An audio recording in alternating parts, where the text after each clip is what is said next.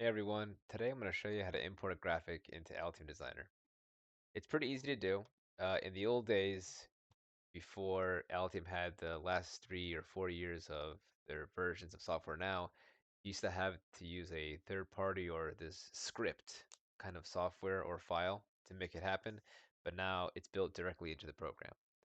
So all you have to do is go to Place, Graphics, and when you do that, you're going to see your cursor or your crosshairs come up. It's going to ask you to draw an area of where that image should be encompassing.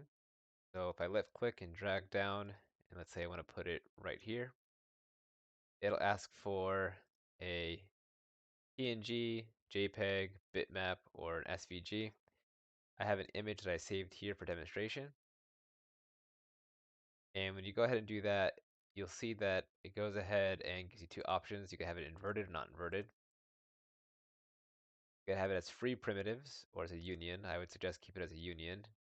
And the quality itself, I don't really notice many results with this, so I typically choose either the default or 300 DPI and press OK. And you'll see that it'll show up right here. So right now it's on the top copper layer. You could draw images on the copper layer if you want to. It's no big deal. If you go in 3D mode, you'll see that it's on in the copper layer for sure. So if I hit Shift S on my keyboard, you'll see that it's definitely copper.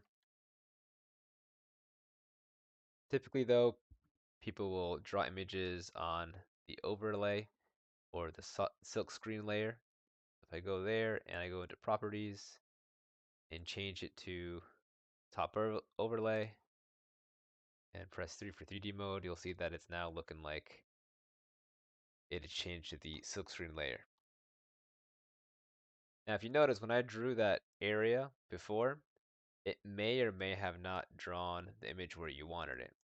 So for example, for the sake of demonstration, if I go ahead and look at the image again, here in Paint, you'll see how there's white space here, right?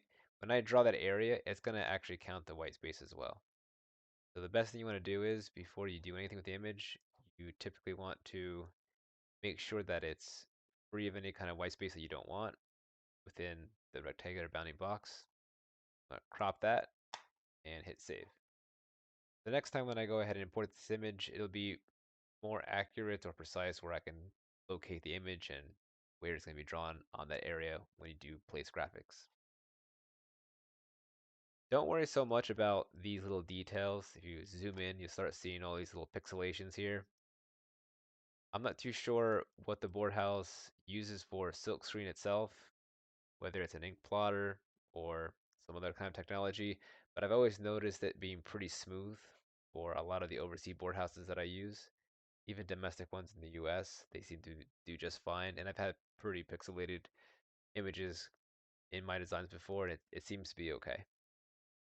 Why would you want images into your PCB? It's really more for cosmetic, in my opinion. If you want something to look pretty nice, you want to have your own kind of symbol, saying that you're the person who made this board. Typically, as a designer, I'll put a small symbol of what the board, uh, rather of a symbol of who made the board. So let's say you want to put like a little, let's say, animal or some sort of other symbol that you'll want to show off to show people on the production floor that it was this person who did it.